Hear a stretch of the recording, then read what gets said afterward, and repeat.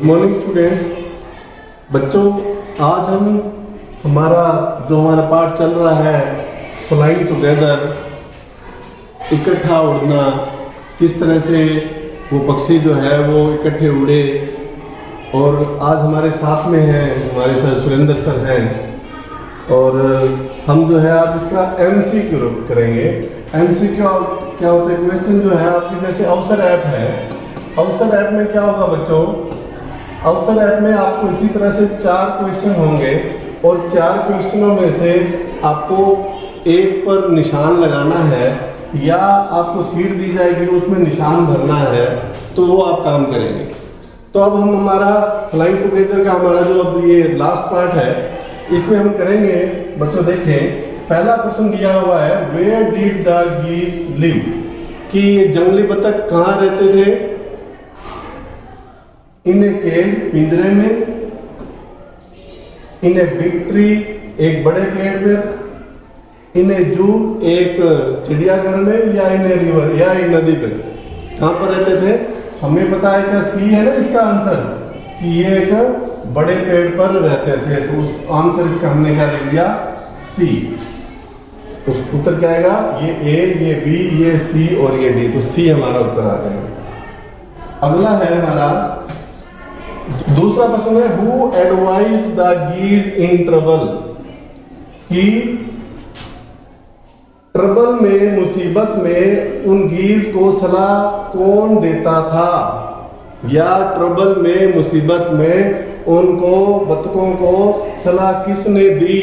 एक ही बात है, तो उत्तर है वाइज ओल्ड बर्ड देता था, या यंग बर्ड था, उनमें कोई युवा था, या बोथ ए एंड बी, या नन, इनमें से कोई नहीं। तो हमें पता है उसका क्या उत्तर है?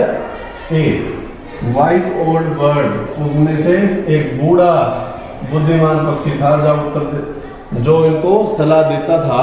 तो इसमें उत्तर क्या आ गया हमारा? ए आंसर आ गया। अगला है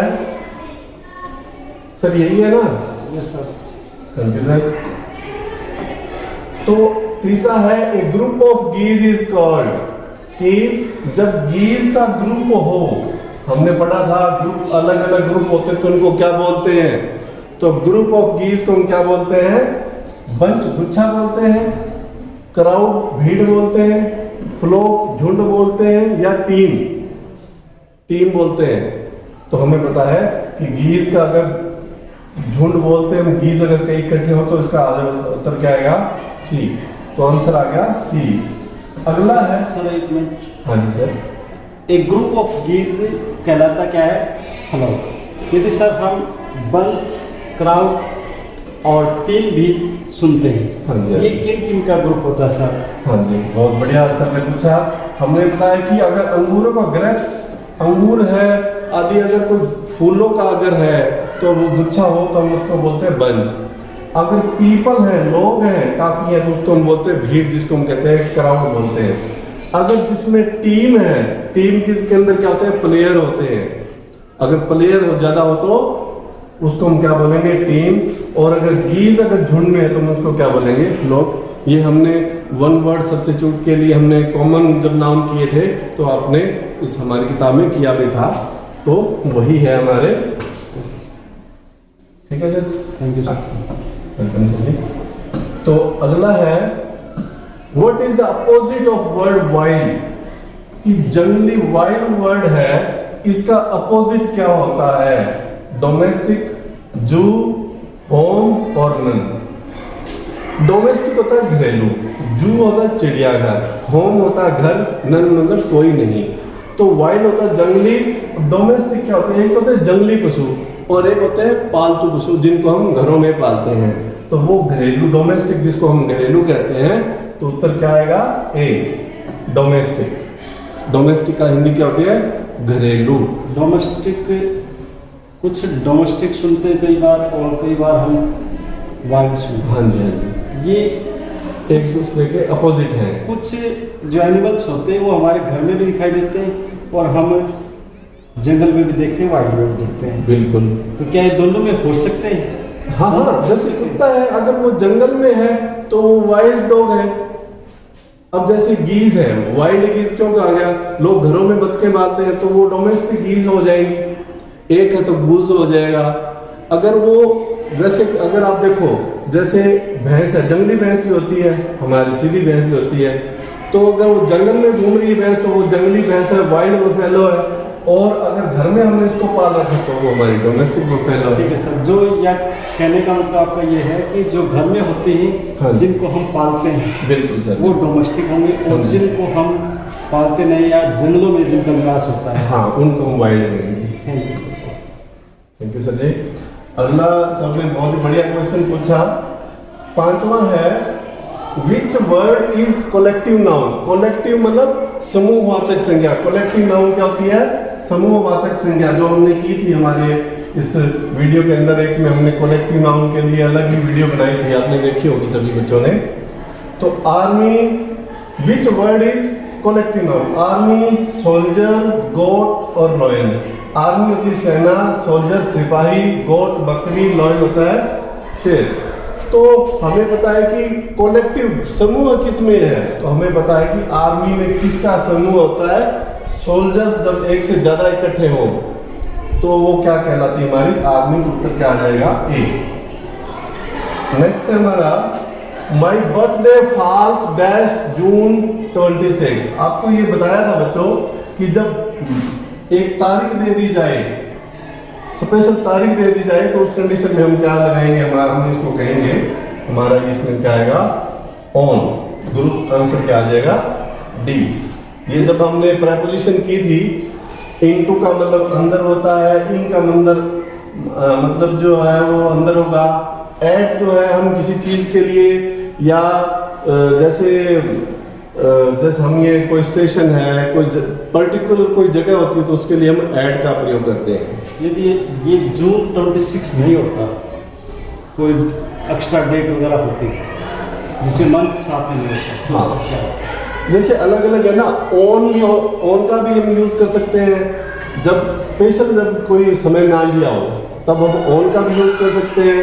और एट का जैसे आपको बताया, एट नून, एट आफ्टरनून, ये कि फिक्स टाइम। हाँ हाँ जी, तब हम उसका एट का यूज करते हैं। Who climbed up the tree flying together में पेड़ के ऊपर कौन चढ़ा था? पक्षी चढ़े थे, स्नेक सांप चढ़ा था, गीज बतख चढ़े थे, या शिकारी चढ़ा था, हंटर चढ़ा था? हमें पता है उनको फंसाने के लिए कौन चढ़ा था पेड़ पर? Who climbed up, ऊपर कौन चढ़ा था? Who climbed up the tree, पेड़ पर कौन चढ़ा था बच्चों? हंटर, शिकारी चढ़ा था। तो हमने उत्तर लिख दिया, आंसर लिख दिया डी। नेक्स्ट क्वेश्चन है हमारा, with whose help the hunter climbed the tree? किसकी हेल्प से, किसकी सहायता से हंटर जो है पेड़ पर चढ़ा था? किसकी मदद से चढ़ा था ऊपर? रोप, रस्सी की सहायता से ऊपर चढ़ा था, क्रीपर बेल की सहायता से, लैडर सीढ़ी से, या ट्यूब जैसे हमारी ट्यूब होती है उसकी सहायता से? रस्सी की सहायता से, बेल की सहायता से, सीढ़ी की सहायता से, या ट्यूब की सहायता से? तो हमें पता है इसका उत्तर क्या है बच्चों? किसकी सहायता से चढ़ा था? क्रीपर की सहायता से चढ़ा था। तो उत्तर हमने लिख दिया सी। अगला क्वेश्चन है, what will be the opposite word of thin? THIN, thin.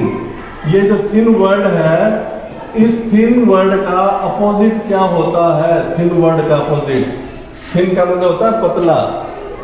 Top ऊपर, अर्लियर जल्दी, थिक मीन मोटा, फ्रंट होता है सामने। तो पतले का अपोजिट क्या होगा? विपरीतार्थक विलोम शब्द क्या होगा? मोटा। क्या होगा? मोटा। तो आंसर लिख दिया है सी। 10वां प्रश्न है हमारे लिए, वेयर डिड हंटर ले हिज नेट? शिकारी ने अपना नेट कहां बिछाया? अपना नेट, अपना जाल कहां बिछाया शिकारी ने? पेड़ के अंडर द ट्री, पेड़ के नीचे, ऑन द ग्रास, घास पर, टॉप ऑफ द ट्री, पेड़ के बिल्कुल ऊपर, या नन ऑफ द अबव, इनमें से कोई नहीं, या तीनों में से कोई नहीं? तो हमें पता है कि इसने क्या बिछाया था, पेड़ के ऊपर जाल बिछाया था। तो हमने आंसर देना है, आंसर क्या आ गया, बी। तो इस तरह से बच्चों ये आपके 10 क्वेश्चन थे, बहुत ही इंपॉर्टेंट है। सभी क्वेश्चन आप अपनी कॉपी में लिखेंगे और उनको याद करेंगे जो आपकी पेपर में भी आएंगे। तो ये था हमारा लेसन कंप्लीट बच्चों, फ्लाइंग टुगेदर। नेक्स्ट लेसन में हम फिर मिलेंगे। Till then stay safe and thank you so much जी। Thank you.